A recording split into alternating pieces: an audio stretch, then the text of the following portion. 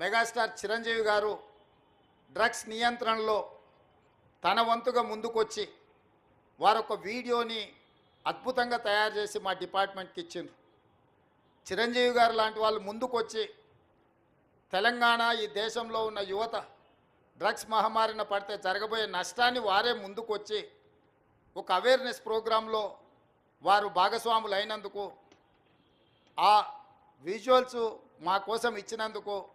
చిరంజీవి గారిని మనస్ఫూర్తిగా నేను అభినందిస్తున్నా. సినిమా ఇండస్ట్రీలో ఉండే ప్రముఖులకు కూడా నా సూచన, మీ కొత్త సినిమాలు రిలీజ్ అయినప్పుడు టికెట్ ధరలు పెంచుకోవడానికి జీవోల కోసం ప్రభుత్వాల దగ్గరకు వస్తున్నారు, కానీ సామాజిక సమస్య అయిన సైబర్ క్రైమ్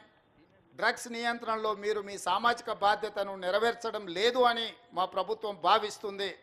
నేను మా అధికారులకు సూచన చేస్తున్నా, రేపు ఎవరైనా కొత్త సినిమా రిలీజ్ అవుతుంది,